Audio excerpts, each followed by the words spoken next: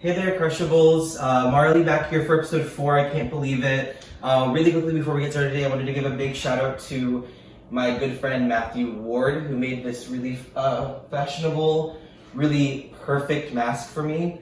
If you are interested, his Instagram, we're going to put it on the screen. It's Wardrobes. It's amazing. Check him out. And today, we're going to do a really yummy Korean-inspired beef bulgogi. It's gonna be like my take on it. It's rainy, it's overcast, it's cold in Portland, and this meal just really brings the heat, and I really like it. So let's get started. I like to freeze my steak just so it gets a little bit more solid, easier to cut, because we're gonna be slicing this steak pretty thin. And all right. So we're gonna get our beef. I believe this is a tri-tip that I'm using here. It's just gonna get really tender, really yummy. And all the stuff that we're gonna add to it is gonna also add to the tenderness. It's gonna be amazing. We're gonna be slicing this pretty thin. I really love Korean food. I was introduced to Korean food by one of my best friends. His name is Ian, and his dad would make Korean barbecue. Oh yeah, he's Korean, if I didn't tell you already. And it just was like the best food, the best vibes. Like, him and his family are just so kind, and I want to say thank you to them for introducing me to really yummy Korean food. And then we're gonna just take our beef and we're gonna put it in our marinade bowl. So we're gonna build our marinade in here. We have our beef. So I start with a half cup water right on top. Now we're gonna do a 1/4 cup of soy sauce. I like to use low sodium, but use whatever you have. Here we have a tablespoon of olive oil, a tablespoon of sriracha, and about like a teaspoon and a half of sesame seeds. So I'm just gonna put that all in there. That's gonna really help everything tenderize and get really yummy. Okay, perfect. Next I have about an 1/8 cup of honey. Some recipes call for brown sugar, some recipes call for white sugar. Perfect, that's all in there. Next, we are gonna grate some ginger right in. I'm using what I would say is probably about 2 tablespoons after it's all grated. We have our handy dandy grater here. A little bit more here, just to get everything going. Ginger is a very essential flavor, I believe, for Korean food, for a lot of Asian food in general. We're gonna have 2 cloves of garlic here, and I like to just give them little smashes. Park Hill from Columbia, Missouri. I think we rep him in every single episode, and he deserves it because he's awesome. So I thought I had grabbed 2, but it turns out it's 4 small ones, so we're gonna go with it. I like this guy, my little garlic smasher. If you guys have seen my previous episodes, you know that he gets a lot of use. I'm gonna do this guy first. Oh yeah. Get him in there. I love that sound. It's just so like primal. Alright, perfect. So I'm gonna give my beef marinade a little bit of a stir here. Get everything kind of incorporated, get everything touching, get everything married in there. At least half an hour in the fridge. You can definitely do it as long as you want. But just because we're filming this show and I'm hungry, we're going to do half an hour. And that should be pretty good. This is a totally random step that I do. You don't have to do it. I like to take about half a lemon and just put it in there. I have my wonderful aluminum foil here. Alright, so that is going to go... Oh, I am a pepper freak, and I forgot the pepper. So don't forget the pepper, it's essential here. Err a little bit on having more than less. It's supposed to be a spicy dish.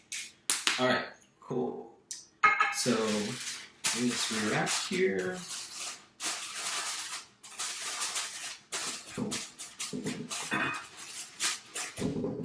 Alright, so I'm gonna get this in the fridge. It smells amazing already. So, we're gonna get this in the fridge. We're gonna let it sit for about half an hour, and when we get back, we are going to start our rice. Hey there, everyone.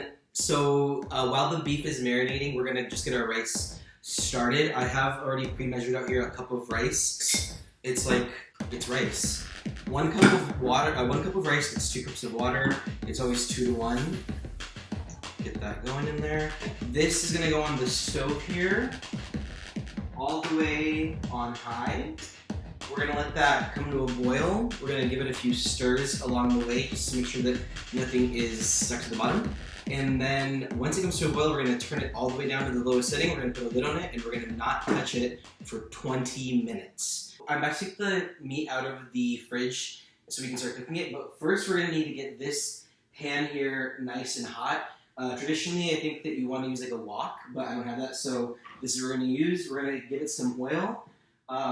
You should use oil like a vegetable oil like I'm using because you don't want anything to get too smoky, and vegetable oil can heat up pretty hot and it won't get too smoky. We're going to turn this all the way to medium high, but pretty close to all the way high.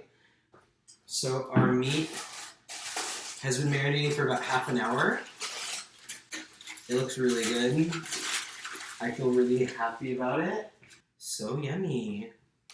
This is going to be Flavor City. Make sure you like and subscribe to our page.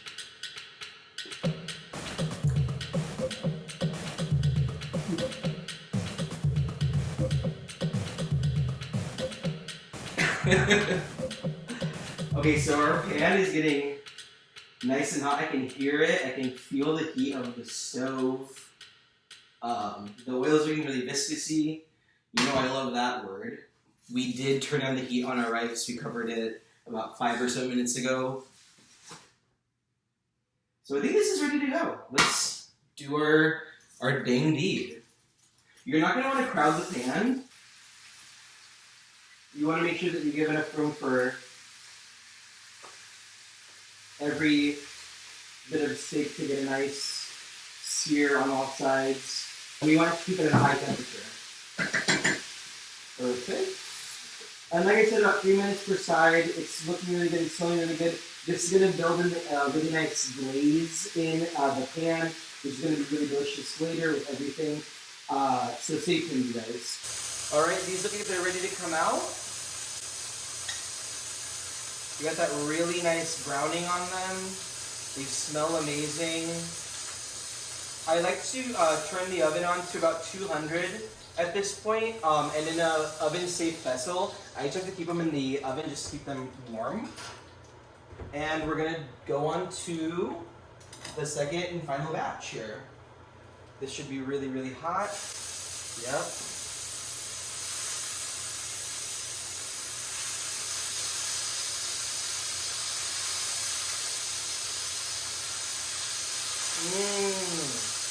The flavor, the smell is just so good.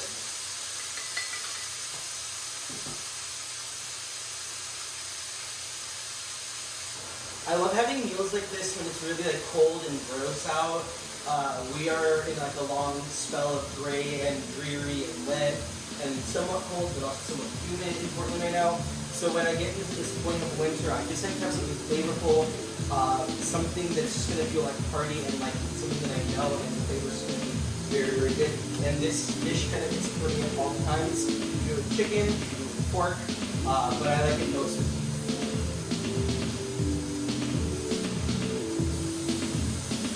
Oh, yes.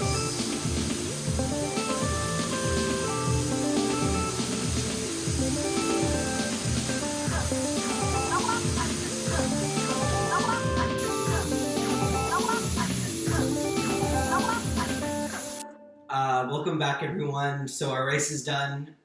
We're basically ready to plate. I'm going to grab the beef out of the oven. Ooh, this looks very good. All right, so rice. So I just have to do a pretty generous helping of rice for myself. All right, like that. Get my cooking tongs. Do a few pieces of this really beautiful looking tri-tip steak here. If we can get a close-up of this, I think all of the food crushers would be extra pleased. So I do about five big pieces like that. I like to also do a little bit of romaine with it, just because you can kind of get a little bit of the rice, you can get a little bit of the beef, make a little bit of like a lettuce wrap kind of deal. So that just goes in there like that. Scallion, essential. If you're not using scallion, you're doing it wrong. Let me just give that a nice chop.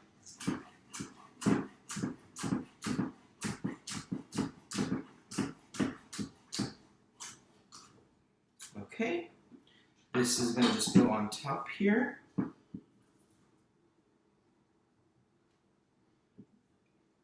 Last but not least, we have our good friend sesame seeds. And they're just going to get sprinkled on top. You can serve this with sriracha.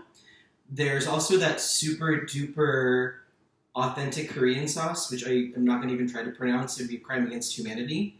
So you can use that as well to add a little extra spice. But otherwise, our meal is basically done, and I'm really excited to try this. Hopefully it will not burn my mouth.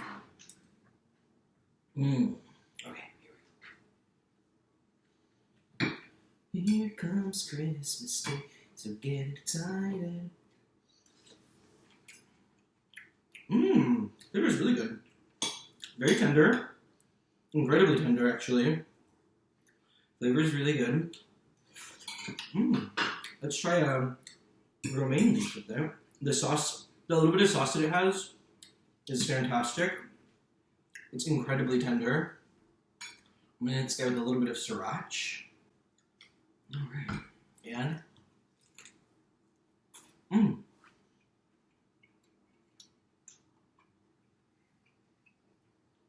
we're going to see you guys next time on Food Crush for episode 5. Thanks again for tuning in this time. And I can't wait to cook for you guys again. Stay crushable.